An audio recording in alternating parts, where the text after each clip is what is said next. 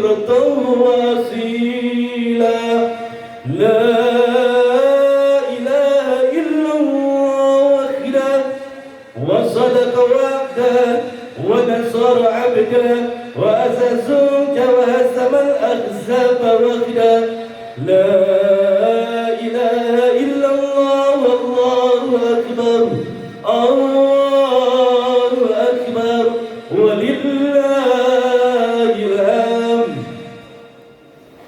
الحمد لله الحمد لله الذي بسط لعباده مواهب الحكم وعباده وعد علينا في هذه الأيام أوادل برحمته وكرمه. أحمده سبحانه وتعالى على جزيل الإفضال والإمداد وبشر على كمال جدود وقته وعباده.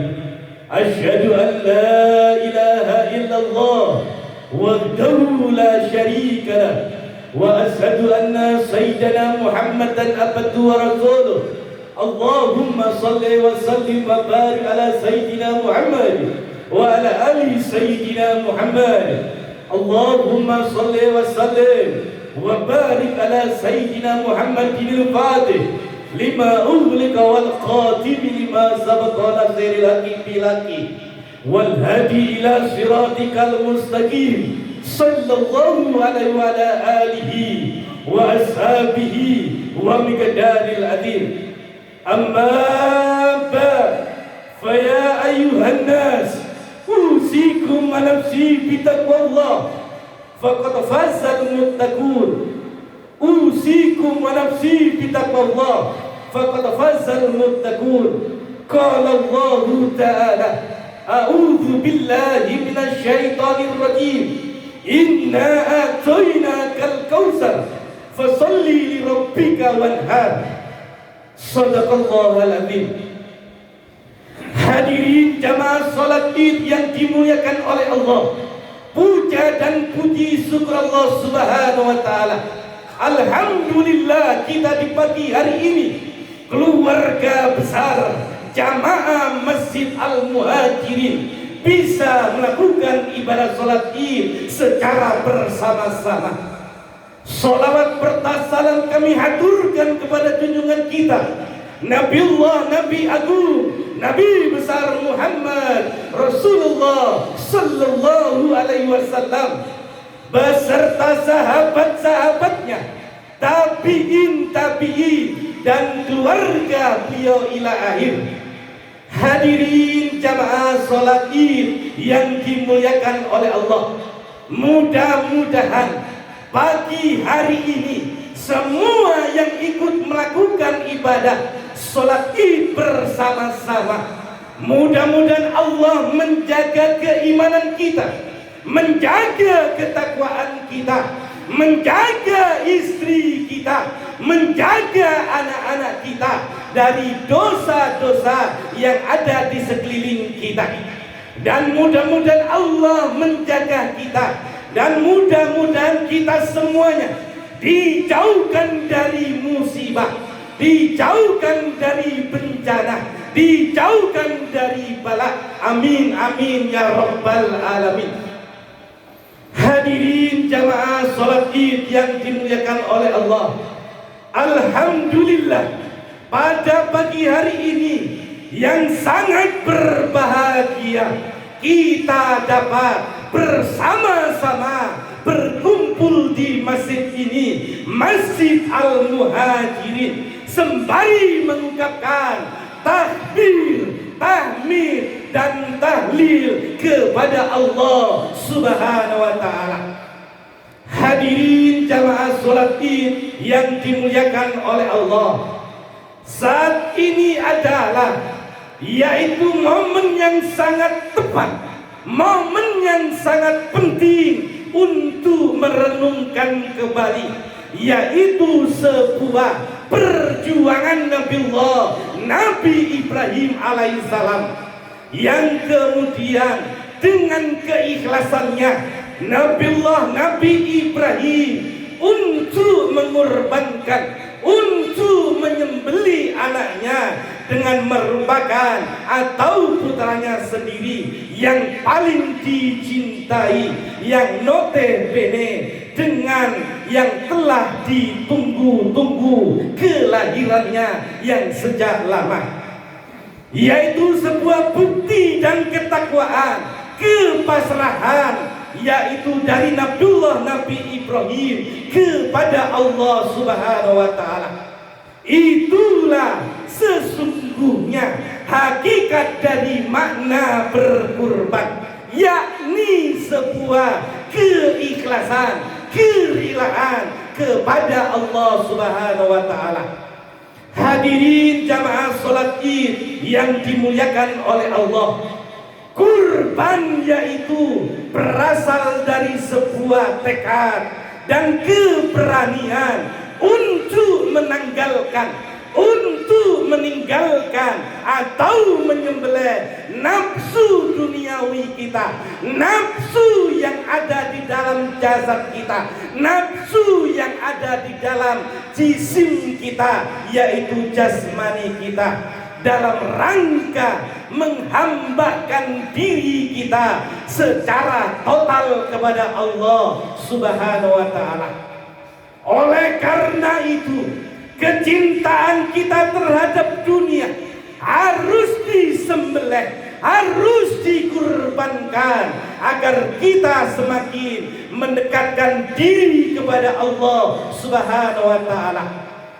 Allah pun sangat mencintai umatnya yang mau berusaha payah, yang mau bekerja, yang mau bersusah payah dalam kepentingan untuk mencari rizki yang halal, rizki yang diridhoi oleh Allah Subhanahu wa ta'ala. Islam tidak hanya melarang kita memiliki sikap atau toleransi hidup terlalu mencintai dunia, sebab jika hati kita, pikiran kita, seseorang sudah terpikat atau melekat dengan hal-hal yang bersifat dunia, maka ia akan tergolong untuk menghalalkan segala cara demi meraih cita-cita yang ia harapkan. Hadirin jamaah salat Id yang dimuliakan oleh Allah, kurban merupakan simbol, yaitu ketakwaan dan ketaatan kepada Allah Subhanahu wa taala. Perintah kurban ini berasal dari wahyu Allah yang mengusik mimpi Nabi Ibrahim alaihissalam. Di samping itu, ibadah kurban juga mengandung pesan kepada kita agar jiwa sosial kita peka terhadap lingkungan kita, peka terhadap penderitaan sesama keluarga, peka terhadap tetangga sana kiri kita. Hadirin jamaah salat Id yang dimuliakan oleh Allah, pembagian daging kurban kepada kalangan fuqara wal masakin agar mereka dapat menikmati kegembiraan sama-sama kita di hari raya ini adalah sebagai simbol agar kita mau berbagi dengan mereka serta ikut meringankan penderitaan tetangga-tetangga kita yang kurang mampu, fuqara wal masakin. Hadirin jamaah salat Id yang dimuliakan oleh Allah, pelajaran penting lain yang patut kita renungkan di dalam perjuangan Nabi Ibrahim alaihissalam, yaitu adalah ibadah haji. Haji merupakan ibadah yang penuh simbol-simbol. Oleh karena itu, jika ibadah haji dilaksanakan tanpa mengetahui makna hakiki yang terkandung di dalamnya, maka amatlah percuma ibadah kita, maka amatlah rugi kita kita mubazir berangkat ke Mekah tanah suci Mukarramah, tetapi kita pulang dari haji, tetapi akhlak kita, tata krama kita, perilaku kita sesama keluarga, sesama tetangga, sesama manusia tanpa mencerminkan perilaku yang terbaik, yaitu akhlak yang terpuji. Hadirin jamaah sholat Id yang dimuliakan oleh Allah, meskipun saat ini kita berada di masjid ini, di tempat jauh dari tanah suci, mudah-mudahan kita keteladanan kita kepada Nabi Ibrahim untuk melalui pelaksanaan ibadah haji. Oleh karena itu, namun sejatinya keteladanan yaitu berada di dalam semangat untuk terus berbuat baik tanpa mengenal batas, ruang dan waktu. Hadirin jamaah sholat Id yang dimuliakan oleh Allah, keteladanan atas hikmah ibadah haji dapat diterapkan dalam kehidupan sehari-hari kita, kehidupan nyata kita, yaitu kita interaksi dengan keluarga, dengan tetangga, dengan teman, dengan saudara, dengan masyarakat, bahkan umat manusia pada umumnya. Bila kita kaji pelaksanaan ibadah haji yang dimulai dengan niat dan dibarengi dengan menanggalkan pakaian sehari-hari kita dan digantikan dengan 2 helai kain putih yang disebut dengan ihram. Di balik ajaran tersebut sesungguhnya tersimpan makna di antaranya.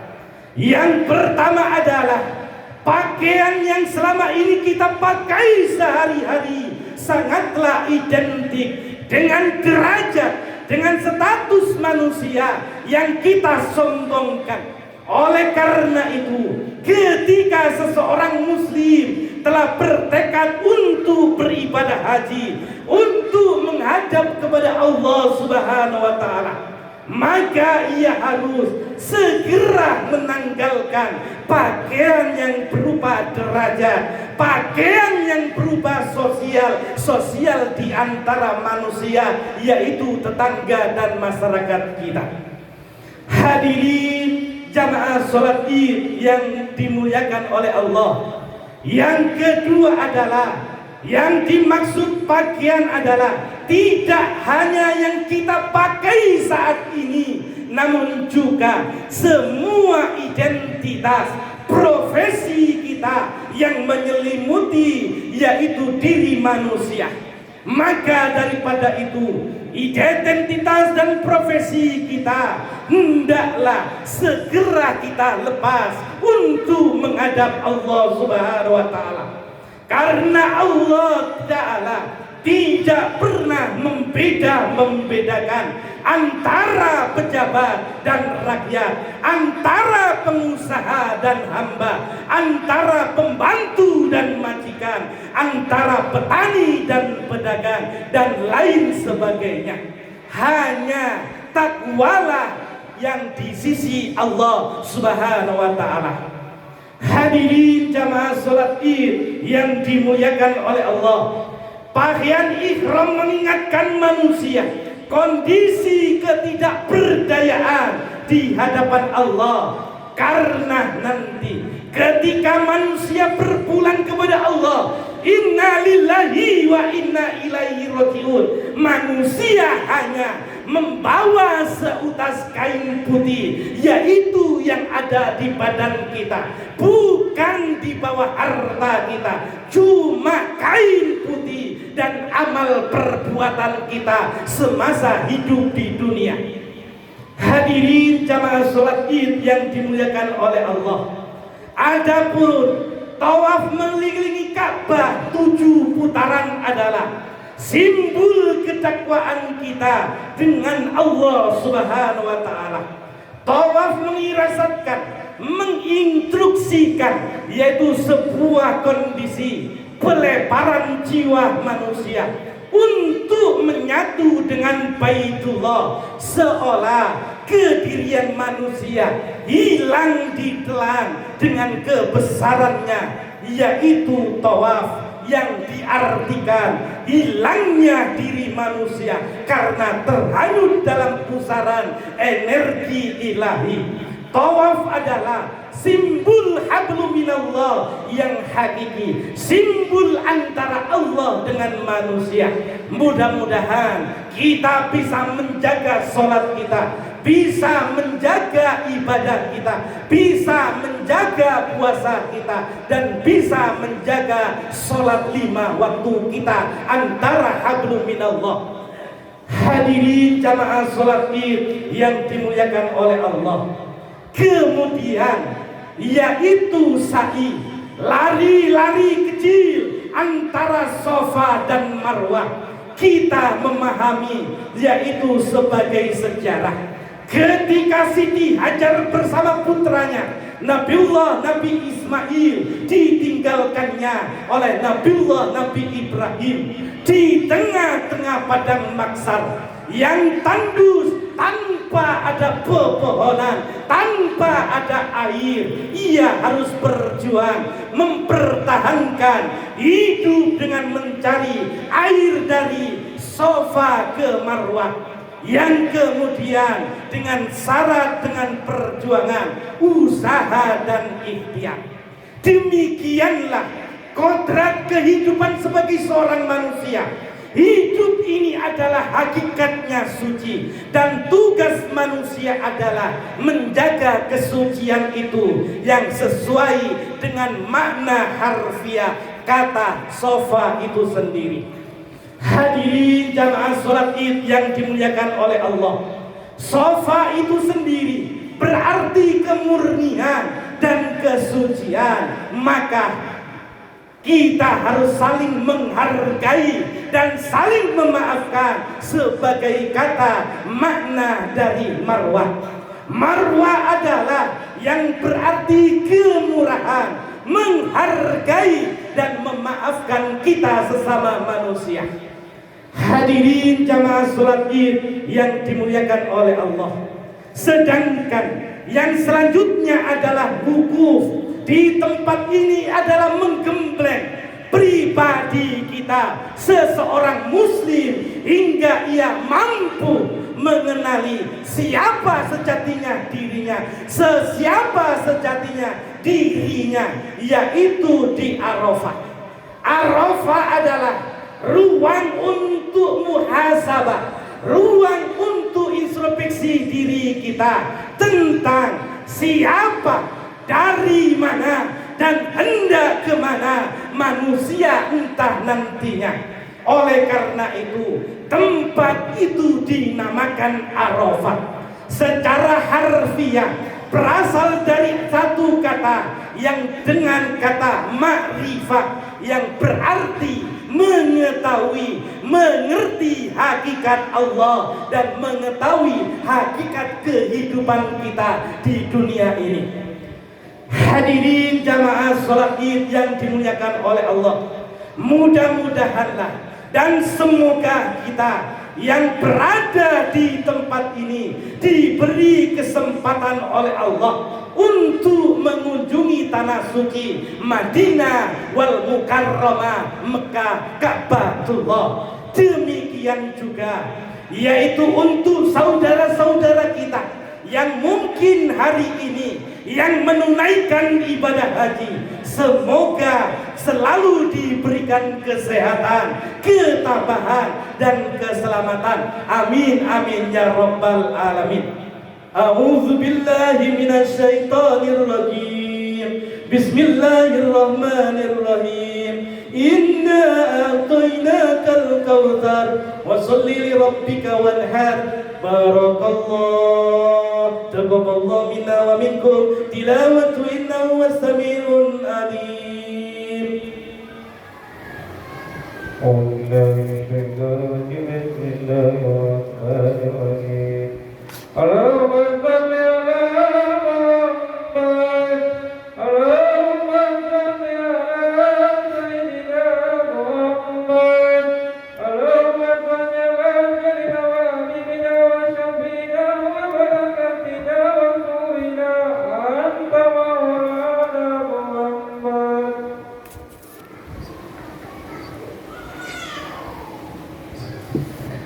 الله أكبر الله أكبر الله أكبر الله أكبر الله أكبر الله أكبر الله أكبر كبيرا والحمد لله كثيرا سبحان الله بكرة وأصيلا لا إله إلا الله والله أكبر الله أكبر ولله الحمد.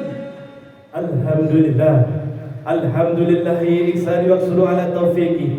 أشهد أن لا إله إلا الله وحده لا شريك له وأشهد أن سيدنا محمدا عبده ورسوله إلى رضوانه.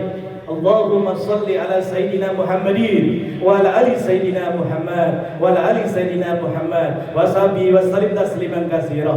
أما بعد فيا عباد الله اتقوا الله فيما أمر وانتهى عما نهاكم واعلموا أن أمركم بنفسي ونفسي وثنى بملائكته بقدسه وقال الله تعالى إن الله وملائكته يصلون على النبي يا أيها الذين آمنوا صلوا عليه وسلموا تسليما.